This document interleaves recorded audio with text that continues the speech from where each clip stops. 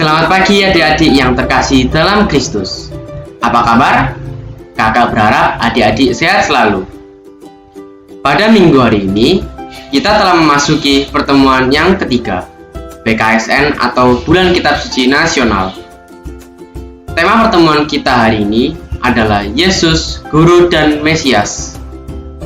Bacaan Injil diambil dari Markus bab 8 ayat 27-35. Nah, adik-adik, sebelum dia online dimulai, marilah terlebih dahulu kita awali dengan berdoa.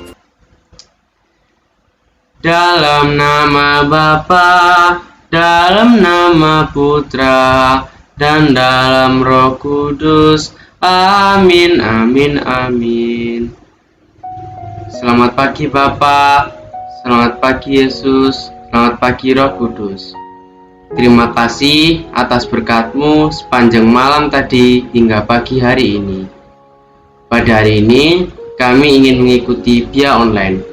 Bimbinglah kami sepanjang BIA online ini agar dapat berjalan lancar hingga akhir. Doa ini kami sampaikan kepada Yesus Putra-Mu sendiri. Amin. Dalam nama Bapa, dalam nama Putra, dan dalam Roh Kudus. Amin, amin, amin. Kita sudah berdoa. Sekarang saatnya kita memuji dan memuliakan Tuhan bersama Kak Nana. Halo adik-adik semuanya, selamat pagi. Kita berjumpa lagi di pertemuan online pada minggu ini. Nah, minggu ini kita akan bernyanyi dua lagu. Lagu yang pertama berjudul Selamat Pagi Bapak. Kalian pasti sudah pernah dengar lagu ini, bukan? Lalu lagu kedua berjudul Yesus Pokok. Nah, kalian siap adik-adik?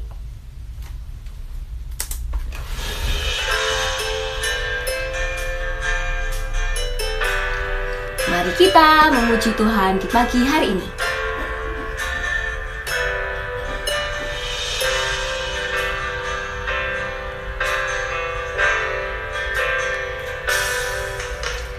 Selamat pagi Bapa, selamat pagi Yesus, selamat pagi Roh Kudus. Terima kasih atas anugerah-Mu. Semalam telah berlalu, ku memuji, ku bersyukur, memuliakan nama-Mu.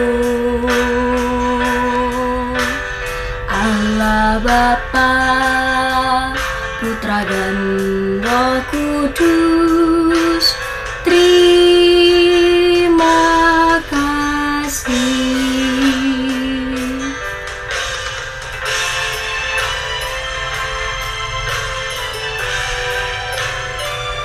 Mari kita mengingat-ingat karya Tuhan yang ajaib di kehidupan kita. Terima kasih Tuhan Yesus.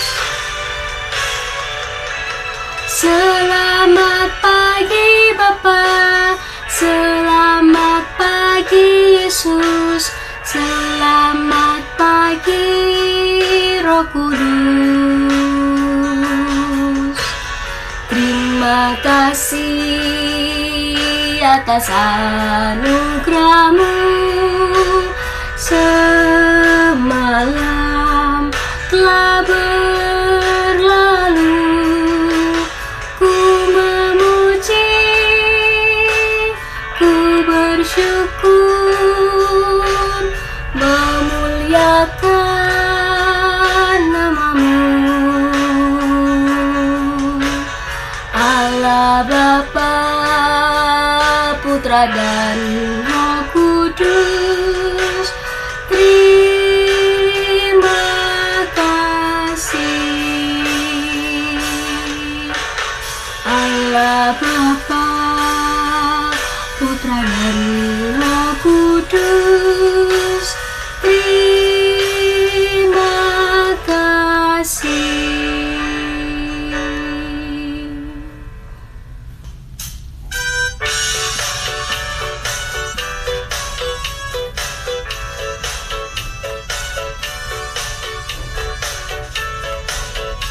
Yesus pokok dan kitalah caranya, tinggallah di dalamnya. Yesus pokok dan kitalah caranya, tinggallah di dalamnya.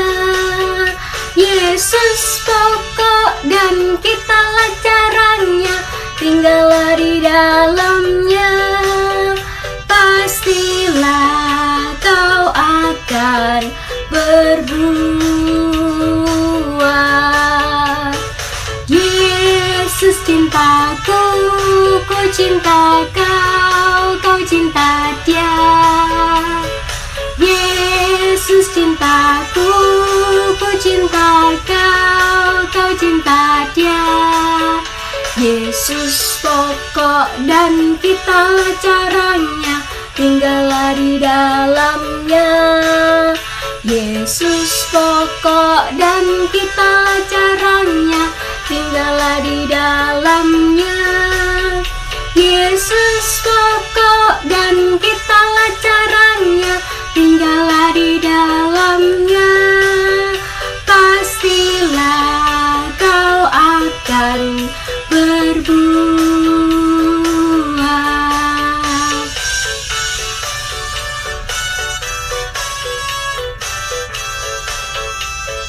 Sekali lagi ya adik-adik. Yesus pokok dan kitalah caranya, tinggallah di dalamnya. Yesus pokok dan kitalah caranya, tinggallah di dalamnya. Yesus pokok dan kitalah caranya, tinggallah di dalamnya. Pastilah kau akan berbuah. Yesus cintaku, ku cinta kau. Tunjuk temannya, ku cinta Dia. Yesus cintaku, ku cinta kau, kau cinta Dia. Yesus pokok dan kitalah caranya, tinggallah di dalamnya. Yesus pokok dan kitalah caranya, tinggallah di dalamnya. Yesus pokok dan kitalah caranya, tinggallah di dalamnya. Pastilah kau akan berbuah.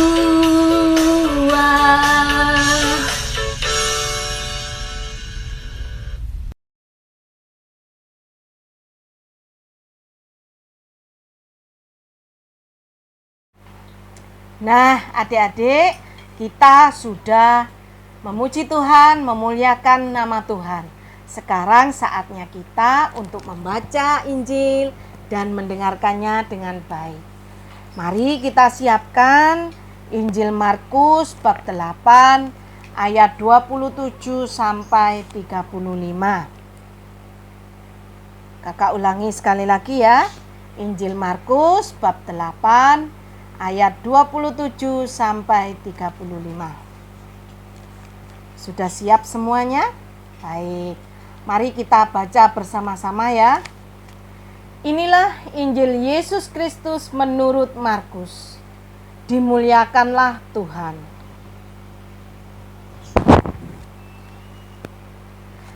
Kemudian Yesus beserta murid-muridnya berangkat ke kampung-kampung di sekitar Kaisarea Filipi. Di tengah jalan ia bertanya kepada murid-muridnya, katanya, "Kata orang, siapakah aku ini?" Jawab mereka, "Ada yang mengatakan Yohanes Pembaptis, ada juga yang mengatakan Elia, ada pula yang mengatakan seorang dari para nabi." Ia bertanya kepada mereka, "Tetapi apa katamu? Siapakah aku ini?" Maka jawab Petrus, "Engkau adalah Mesias." Lalu Yesus melarang mereka dengan keras supaya jangan memberitahukan kepada siapapun tentang Dia. Kemudian mulailah Yesus mengajarkan kepada mereka bahwa Anak Manusia harus menanggung banyak penderitaan dan ditolak oleh tua-tua, imam-imam kepala, dan ahli-ahli Taurat, lalu dibunuh dan bangkit sesudah 3 hari. Hal ini dikatakannya dengan terus terang. Tetapi Petrus menarik Yesus ke samping dan menegur Dia. Maka berpalinglah Yesus, dan sambil memandang murid-muridnya, Ia memarahi Petrus. Katanya, "Enyahlah iblis, sebab engkau bukan memikirkan apa yang dipikirkan Allah, melainkan apa yang dipikirkan manusia." Lalu Yesus memanggil orang banyak dan murid-muridnya dan berkata kepada mereka, "Setiap orang yang mau mengikut Aku, ia harus menyangkal dirinya, memikul salibnya dan mengikut Aku. Karena siapa yang mau menyelamatkan nyawanya, ia akan kehilangan nyawanya. Tetapi barang siapa kehilangan nyawanya karena Aku dan karena Injil, ia akan menyelamatkannya."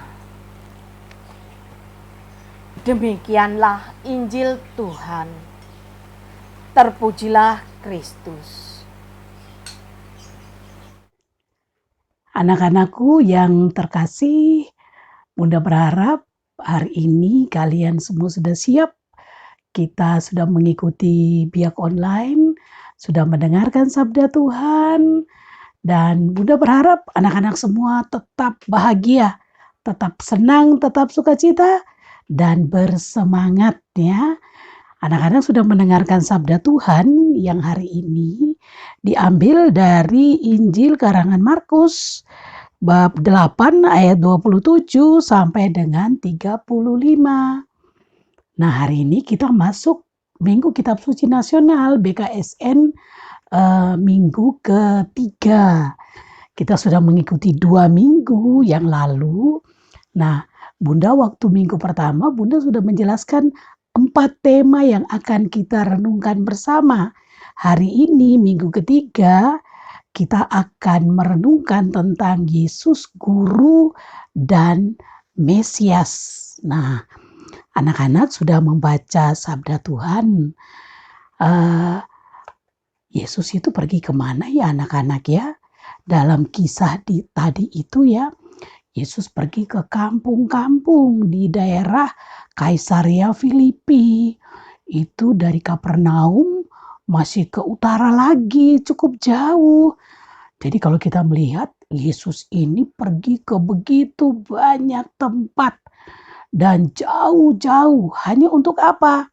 Untuk mewartakan kerajaan Allah, untuk mempertobatkan orang-orang supaya orang-orang percaya kepada Yesus. Yesus juga banyak melakukan mujizat-mujizat. Nah, di tengah perjalanan ke Kaisarea Filipi itu, Yesus itu kan berjalan bersama 12 muridnya. Anak-anak tahu kan? Nama 12 murid itu ada yang bersaudara. Nah, Bunda pernah menugaskan anak-anak toh untuk menulis nama 12 rasul ya. Dalam perjalanan itu Yesus itu bertanya kepada para rasul. Coba sekarang anak-anak bersama-sama ya membaca kitab suci, melihat kitab suci dan mencari jawabannya. Oke, coba baca pertanyaan pertama. Siapa saja yang berangkat ke kampung-kampung di sekitar Kaisarea Filipi? Siapa saja ya? Yesus dan ke-12 muridnya. Pertanyaan yang kedua, apa yang ditanyakan Yesus kepada 12 muridnya?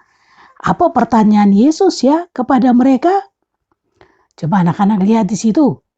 Apa tuh pertanyaan Yesus? Coba lihat di ayat berapa ya? Ayat 27b. Coba bunyinya bagaimana? Kata orang, siapakah aku ini? Mereka menjawab apa ya anak-anak? Mereka menjawab, oh, Yesus itu Yohanes Pembaptis. Anak-anak tahu siapa Yohanes Pembaptis itu? Yohanes Pembaptis itu saudara sepupu dari Yesus, anak dari budenya Yesus yang bernama Elisabet, ya. Nah, mereka mengatakan bahwa Yesus itu, kamu ini Yohanes Pembaptis, nabi terakhir yang menyiapkan jalan untuk datangnya juru selamat.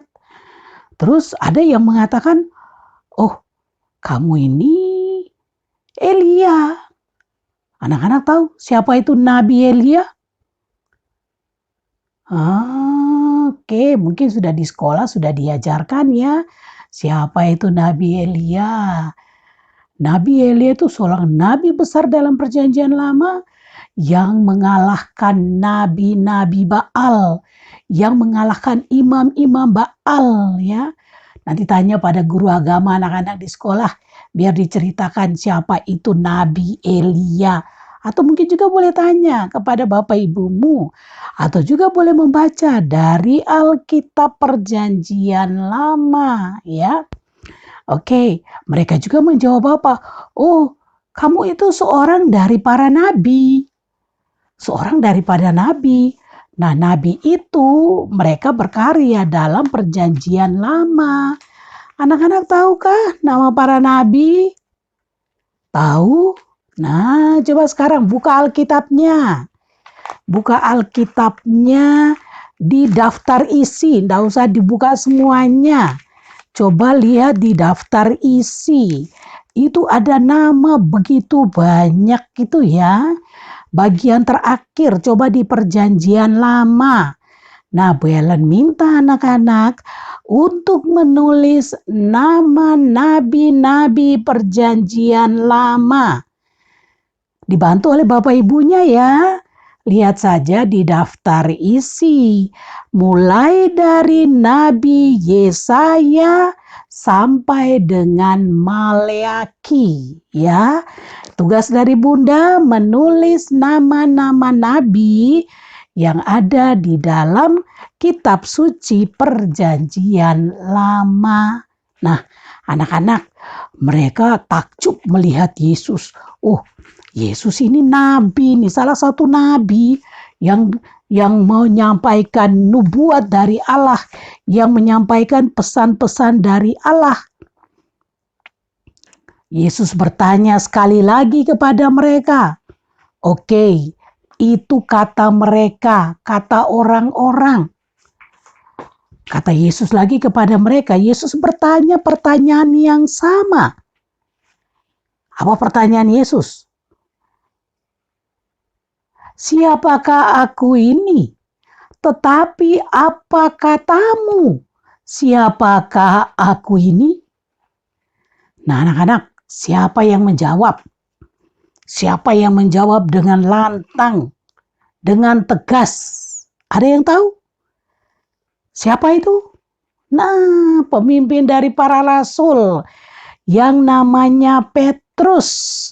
Sebelum namanya Petrus, namanya Simon ya. Simon, bukan Simeon, tapi Simon. Nah, Petrus itu nama yang diberikan oleh Yesus kepadanya. Petrus menjawab apa? Engkau adalah Mesias. Engkau adalah Mesias. Yesus mendengarkan dengan jelas apa yang dikatakan oleh Petrus. Dari antara murid-murid Yesus itu, hanya Petrus yang dengan tegas mengatakan engkau adalah Mesias. Mesias itu pemimpin Mesias itu pejuang. Mesias itu hebat. Itu ya, menurut Petrus.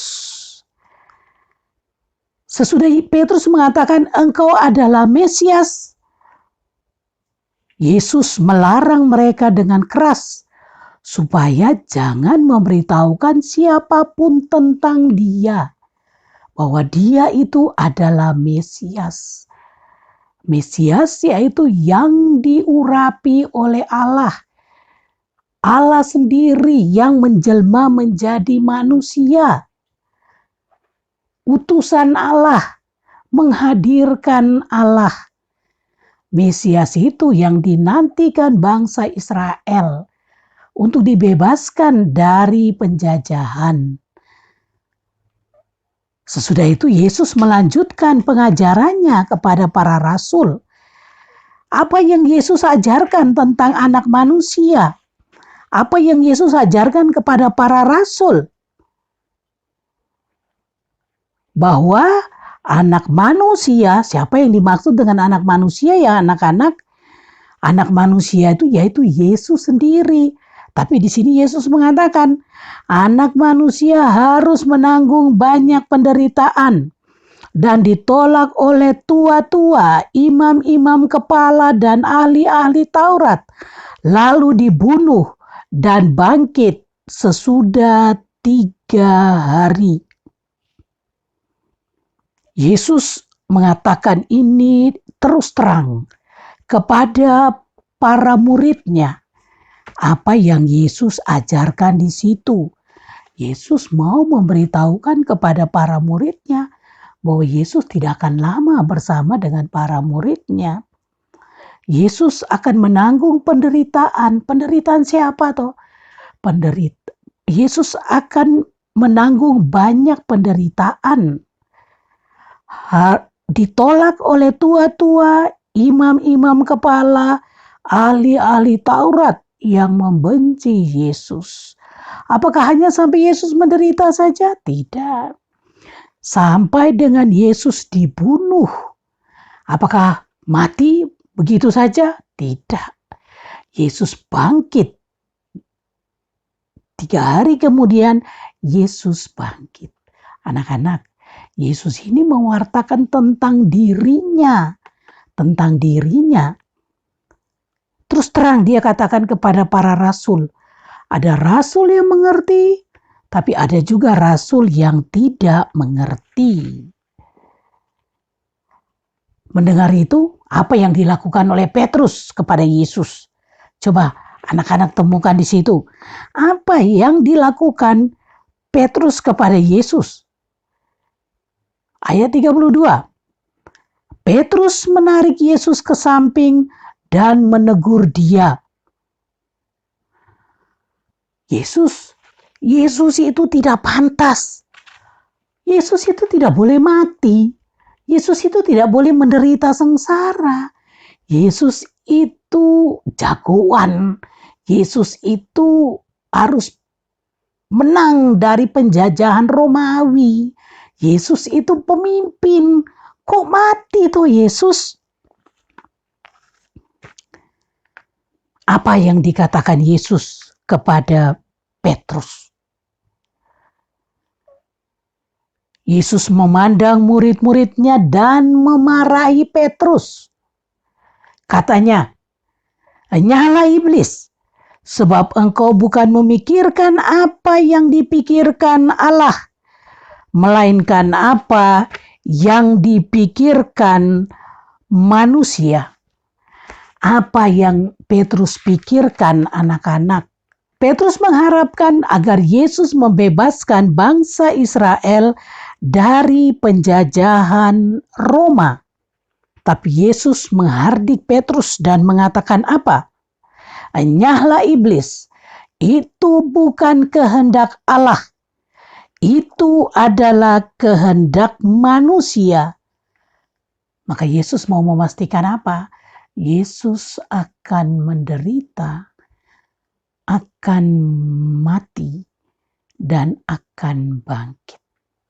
Itulah tugas Yesus untuk menyelamatkan kita manusia. Karena itu Yesus mengatakan lagi di bagian berikutnya, kalau kalian mau mengikuti aku, ya ikutilah apa yang dilakukan oleh Yesus. Menurut Yesus, Mesias itu harus menderita. Yesus itu harus sengsara, harus mati, tapi bangkit untuk menebus dosa manusia. Siapa yang mengikuti Yesus? Apakah anak-anak juga dipanggil oleh Tuhan untuk mengikuti Yesus? Iya. Apakah anak-anak harus menderita? Apakah anak-anak harus mengalami seperti Yesus? Maka Yesus di bagian akhir Injil itu mengatakan, siapa yang mau mengikuti aku, dia harus menyangkal dirinya, memikul salibnya, dan mengikuti aku. Artinya apa anak-anak? Yesus sebagai Mesias, sebagai juru selamat, sebagai yang berasal dari Allah, sebagai raja, sebagai imam, dan sebagai nabi, kita mengikuti Yesus dengan menyangkal diri. Apa tuh artinya menyangkal diri? Tidak mementingkan diri sendiri, tidak mencari enaknya sendiri, tidak mencari kesenangannya sendiri, tidak merasa nyaman hanya dengan dirinya sendiri.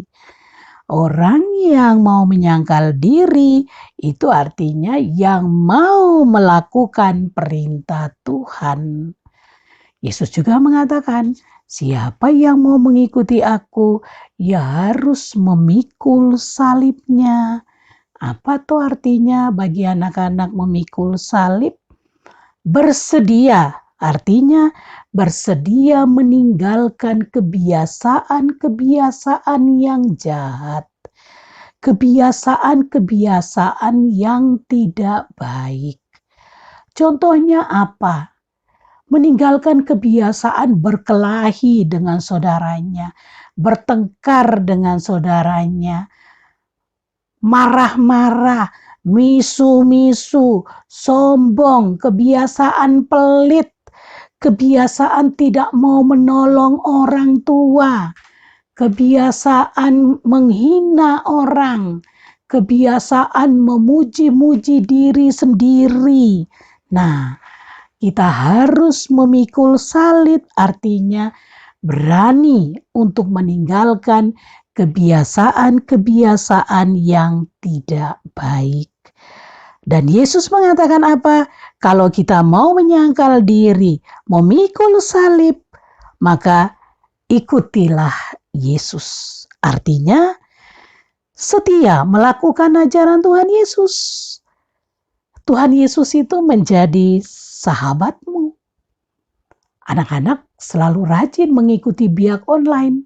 Bunda juga percaya bahwa anak-anak selama ini sudah setia mengikuti Tuhan Yesus. Dengan cara apa?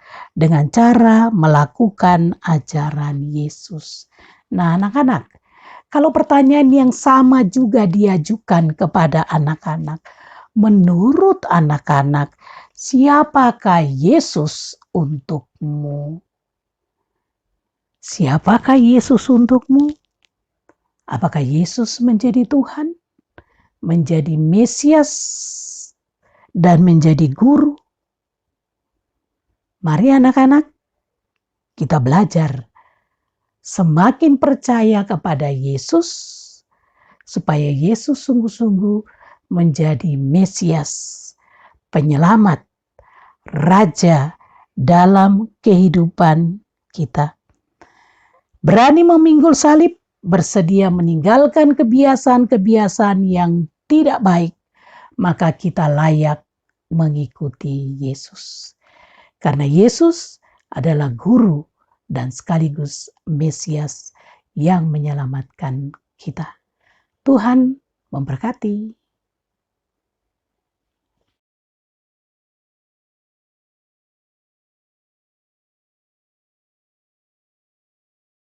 Halo adik-adik, sekarang saatnya kita ke aktivitas.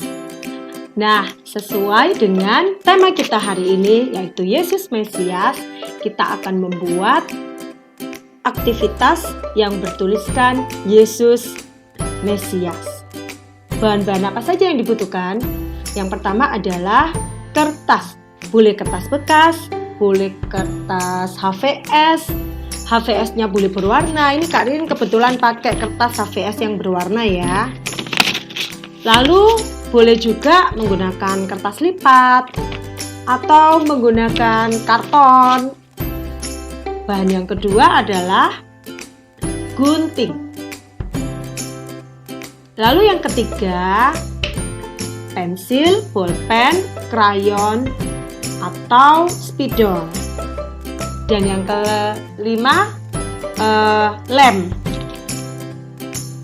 Adik-adik, yang pertama langkahnya adik-adik membuat love atau hati. Nggak perlu membuat secara manual sih. Adik-adik bisa lakukan dengan melipat kertas menjadi 4 bagian. Jadi pertama ini dilipat dulu, lalu dilipat lagi boleh. Ini disesuaikan dengan ukuran kertas adik-adik yang ada di rumah. Nah, kebetulan kertas yang di rumah Kak Ririn ini pakai kertas bekas yang ukuran 4. Nanti jadinya seperti ini kreativitasnya adik-adik. Nah, Kak Ririn membuatnya adalah dari yang sudah dilipat 4 tadi. Itu adik-adik membuat love-nya di pinggir lipatan tadi. Sini ya, sebentar Kak Ririn praktekkan ya.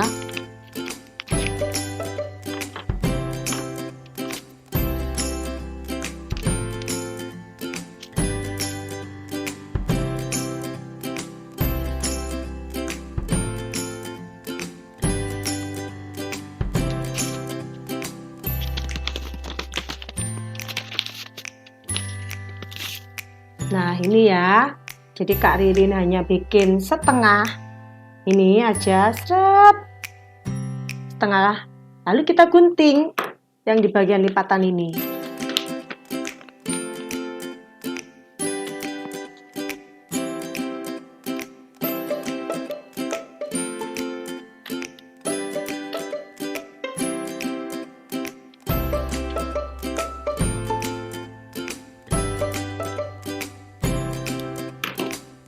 Jadi, tuh kan? Nah, adik-adik membuat hati atau love ini sebanyak 11 hati. Lalu ditempelkan seperti ini. Nah, 11 hati ya. Yang di atas kita berikan tanda salib. Lalu yang ke samping ini kita tulis Yesus. Dan yang ke arah bawah kita tulis Mesias. Lalu yang di bagian bawah adik-adik boleh tuliskan ayat hafalan. Maka jawab Petrus, "Engkau adalah Mesias." Di bawahnya ditulis Markus bab 8 ayat 29b. Jelas ya adik-adik ya? Kalau punya Kak Ririn hanya seperti ini. Mungkin adik-adik pasti Kak Ririn yakin lebih kreatif. Boleh dihias di sini, boleh diwarnai, digambar. Nah setelah itu boleh ditempel atau dijadikan hiasan di ruang kamar atau meja belajar adik-adik. Yesus Mesias.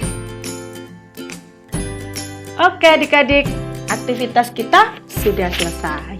Mudah ya? Kakak yakin adik-adik lebih hebat dan luar biasa. Sampai jumpa minggu depan.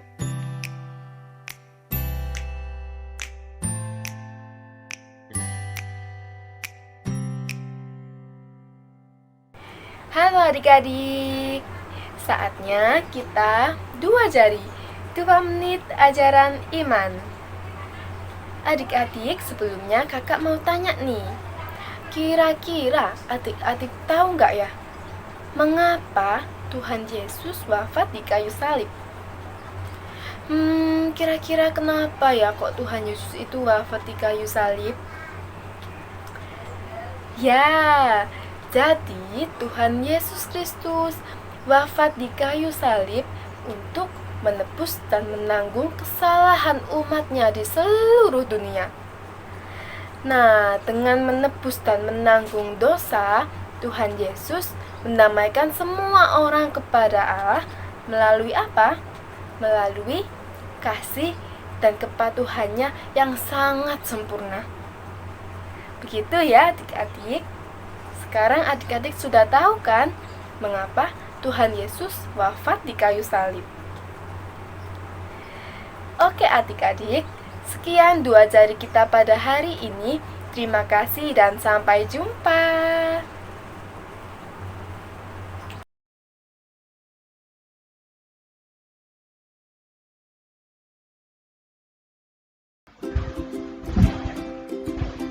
Bagaimana adik-adik via online kita hari ini? Penuh sukacita kan?